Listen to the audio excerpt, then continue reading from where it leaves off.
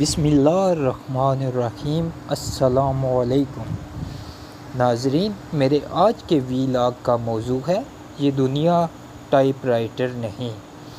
اس سے پہلے تمام نئے آنے والے دوستوں سے گزارش ہے کہ میرے چینل انفارمیشن کی دنیا کو سبسکرائب کریں اور ویڈیو کو لائک اور کمنٹس ضرور کریں۔ شکریہ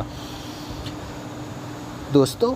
کچھ لوگ خدا تعالیٰ کی بنائی ہوئی دنیا کو ٹائپ رائٹر کی نظر سے دیکھتے ہیں۔ وہ چاہتے ہیں وہ جو کچھ بھی سوچیں یا محسوس کریں ٹائپ رائٹر پہ ٹائپ ہو جائے، اور صرف ٹائپ ہو جائے بلکہ اس کا خواب حقیقت بھی بن جائے۔ ایک شخص میز پر بیٹھا ہوا تھا، اس کے سامنے کھلا ہوا ٹائپ رائٹر پڑا تھا۔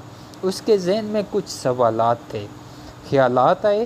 اس نے ٹائپ رائٹر میں کاغذ لگایا اور اپنے خیالات کے مطابق اس نے ٹائپ رائٹر کے کی بورڈ پہ انگلیاں مارنا شروع کر دیں۔ اچانک اس کا ذہنی خیال واقعہ بننے لگا۔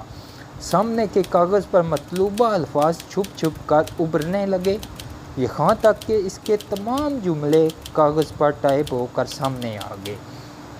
ان میں چند جملے یہ تھے: میں حق پر ہوں، میرے سوا جو لوگ ہیں سب باطل پر ہیں، میرا کوئی قصور نہیں، ہر معاملہ میں قصور صرف دوسروں کا ہے، میں سب سے بڑا ہوں، دوسرے تمام لوگ میرے مقابلے میں چھوٹے ہیں، میں خدا کا محبوب ہوں، دنیا بھی میری ہے اور آخرت بھی میری، وغیرہ وغیرہ۔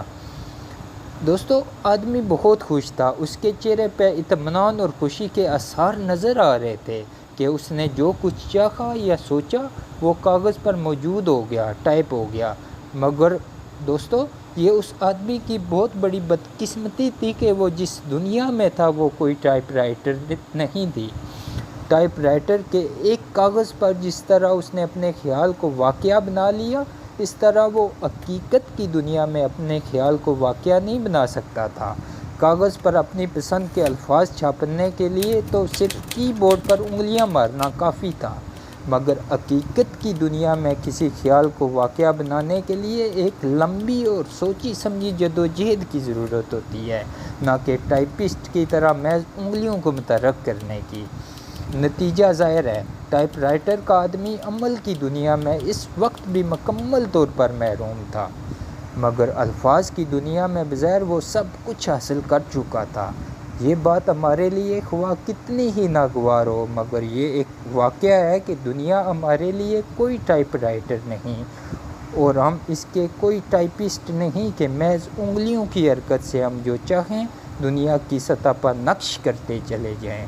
یہ سنگین حقیقتوں کی دنیا ہے، اور حقیقتوں سے موافقت کر کے ہی ہم یہاں اپنے لیے کچھ پا سکتے ہیں۔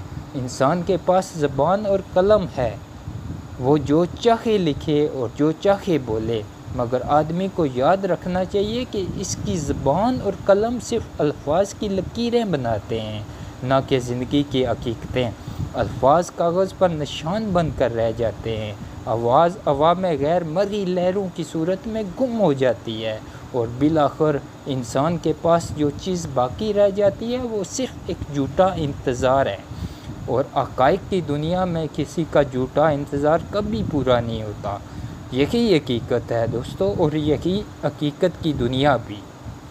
شکریہ۔